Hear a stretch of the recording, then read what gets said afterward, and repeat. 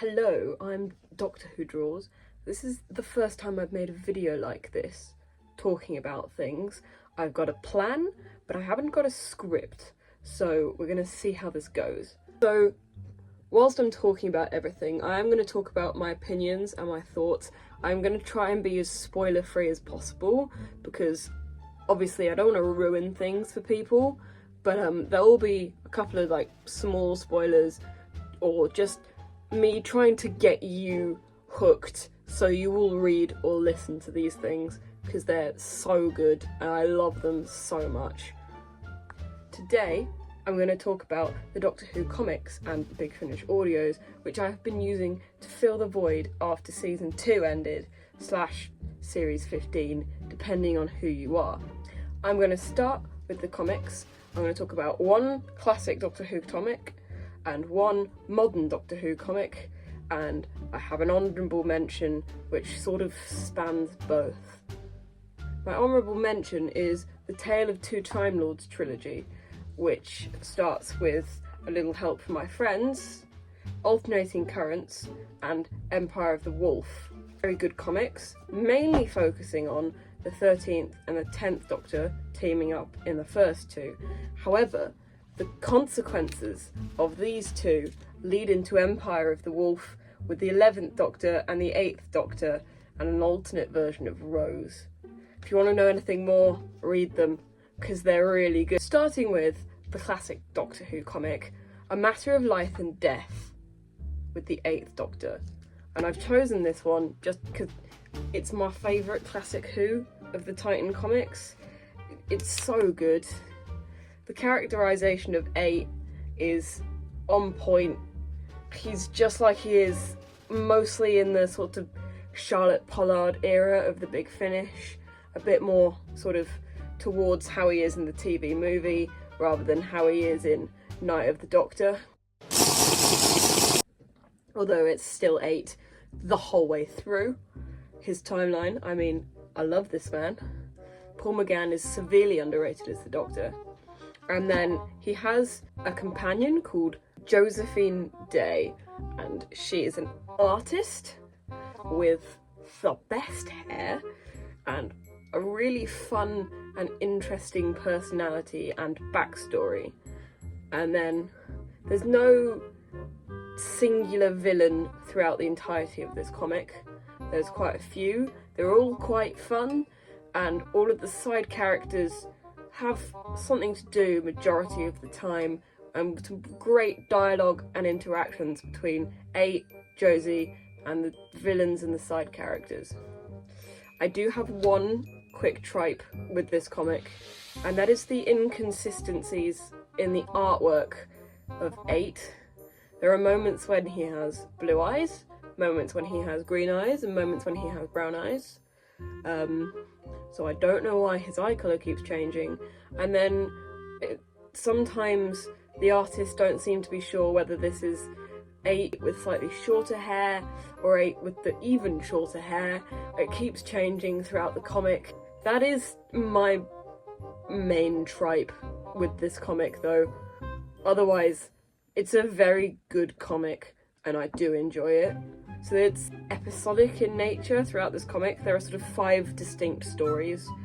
The first one with the introduction of 8 and the introduction of Josie Day, set in, I think, in a village in Wales, and they're attacked by monsters out of paintings, and it's a lot of fun. It's a very good creative villain for a comic to be out of paintings. If this was an 8 audio, you'd have to get this to sound right, and I'm sure Big Finish probably could, but it would be hard. And so having it very visual, none of the villains talk whatsoever, and so it's very much suited for an artist visual medium. The second story is probably my least favourite. It's a bit preachy in places. The end feels a bit rushed and sort of comes out of nowhere, but it's got some really interesting side characters and some really interesting designs.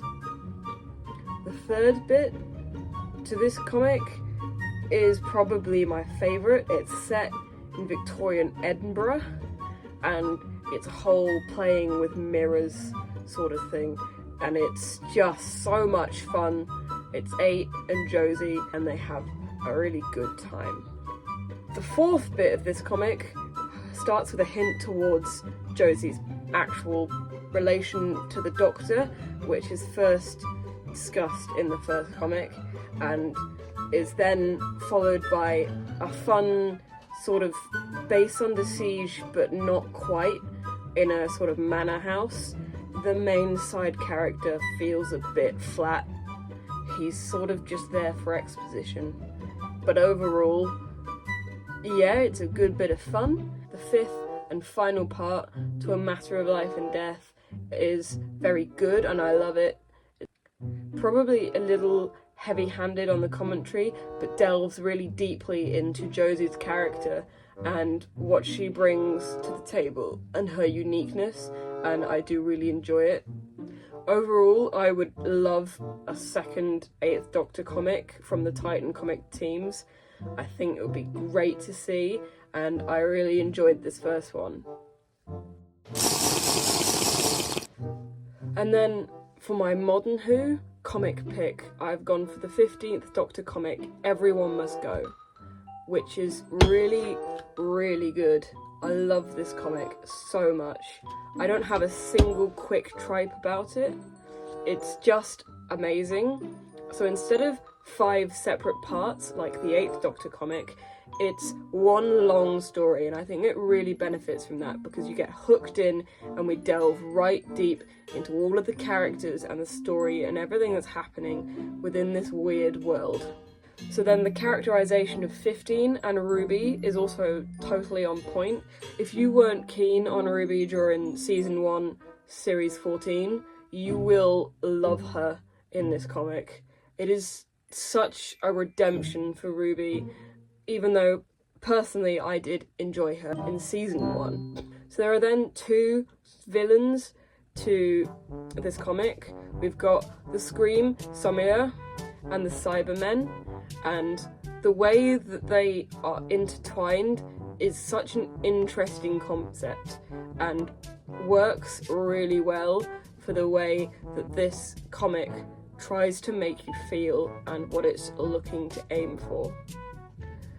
I will try to give minimal spoilers like I have with the 8th Doctor comic, but you're dropped in sort of straight away into 15 and Ruby just hopping around the place, and we were sort of wondering, well, why are we hopping around the place? Who is this bloke that keeps turning up? And then hard cut, there's just a child. There is a lonely child, and she is in danger because there are Cybermen coming for her, and we're like, oh dear.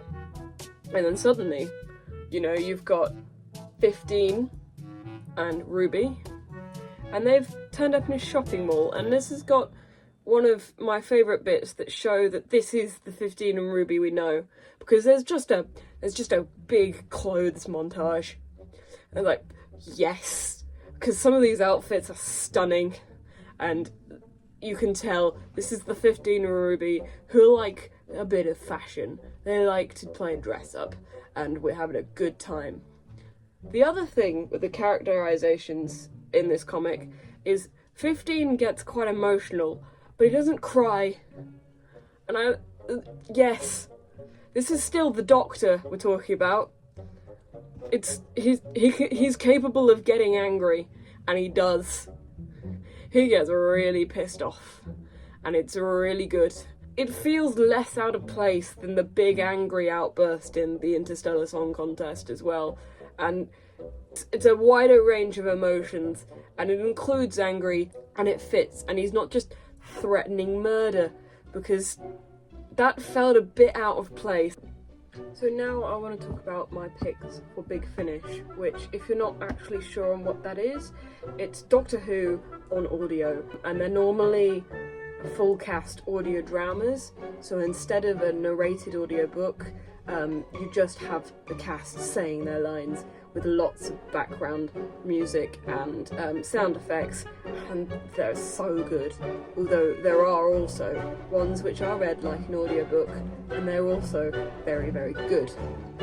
So before I get into my pick, I do want to do an honourable mention of probably my favourite Big Finish audios ever, which are Jamie Trilogy and the accompanying Companion Chronicle, which is basically Sixth Doctor reunites with Jamie McCrimmon from the Second Doctor era, and hijinks ensues, and it's very, very, very good. To be honest, I don't enjoy 6E on the TV show, but 6 on audio, Big Finish, he's put him up into some of my favourite Doctors ever. Right, now my actual Big Finish pick, which is the Out of Time trilogy. I'm not going to do this like I did with the comics, with a classic Doctor and a modern Doctor. No, we're combining the two, because why not? They're excellent audios. Out of Time is the 10th Doctor meeting classic Doctors, and you can tell everyone's having fun. And the other great thing about this is both the classic Doctors and David Tennant are Big Finish veterans. They know what they're doing, and you can really tell. So David Tennant did quite a few Big Finish audio dramas before he even played the Doctor back in the 2000s. So he knows what he's doing, he's ready, and he's raring to go. And we start the trilogy with Out of Time 1, simply just titled Out of Time, with the 4th Doctor and the 10th Doctor. And you can tell Tom Baker and David Tennant are having lots of fun here. They're just, the banter is great, they're just constantly trying to outsmart each other, and then running around in this great setting of a cathedral suspended in space-time, and it sort of shifts, and the corridors move, and the rooms move, and there's these massive different things in the rooms. There's one for paintings, where we start off with the 4th Doctor. The 10th Doctor is looking for holiday spots within this cathedral, and it's just great fun. And suddenly, it's invaded by Daleks. Yep, it's a Dalek story with the 4th and the 10th Doctor, and we also get some great moral stuff. And we can see how the Doctor has changed through the years, from Genesis to the Daleks down to after Stolen Earth and Journey's End, and how they have influenced the different Doctors and how they play off of that. It's great fun. Well, shouldn't I have a say? You do have a say, only you have to wait to be me to say it. Out of Time 2 is called The Gates of Hell, and this is the 5th and the 10th Doctor, and they acknowledge the fact that they've already met in Time Crash, and that's also great fun. And it's interesting to see how we've got the dynamic of 10 is older than 5, but Peter Davison is the father-in-law of David Tennant, and it's very clearly messed about with within this audio, and that's just wonderful. The playing off of each other is so much fun, and it's got great stuff. And this is a Cybermen story with also a wonderful side character called Time Agent Tina Drake, played by Shelley Kahn, and she's really useful and has lots of different gadgets, and she's hopping around time finding out information before even the Doctors find it out. And then I've got a note at the bottom here which just says Mark Gatiss and Glenn McCready. And that's all I'm going to say about them. Is in this audio is Mark Gatiss and Glenn McCready, which is partially probably why you should listen to it. You've got a hat on your hat stand. Well, yes. I can't remember the last time I wore a hat. Finally, we have Out of Time 3, Wink. Can you guess what that's a play off? Yes, Blink. It's got the Weeping Angel in it. 10 and 6 face the Weeping Angels, and this is so much fun because they're on a planet full of people who can't see. And with all of this, you'd be quite sceptical going, but this is the Weeping Angels on audio, how does that work? You can't see them. I thought the whole scary thing is that they will sneak up on you. But actually, because you can't see them, you feel like you can't defend yourself from them. You feel like they're coming for you, but you can't do anything to see them because it's solely on audio. And so it's just wonderful fun. And it's not jarring at all. And I'm not being sarcastic. There's no pointing out the obvious. The writing is really smooth when it comes to going, there's a weeping angel over there, but they say it in much better ways than that. And the send-off that they give each other is just really sweet and so much fun. I called me pretty boy once. What? I am not calling you that! Overall, that is my thoughts, and those are my recommendations for the Doctor Who comics and Big Finish audios that you should listen to if you're feeling a void of content. There are loads of other good YouTube channels who will give you great Big Finish recommendations. I'd recommend going and finding them and checking them out. If you have any tips for me in the comments, that would be great. I'd also love to hear your own thoughts on the audios. This is the first video I've made like this. Don't get used to this setup at all, because I'm planning to move fairly soon. And if you're wondering why the mic sounds a little janky, this is being filmed on my phone. Don't forget to like and subscribe below. Please give me recommendations. I would love to have them. I'm thinking of making some other sort of content like this, reviewing other Big Finish stories and other Doctor Who comics. Have a good day, morning, evening, and I will see you in the next video. Bye bye!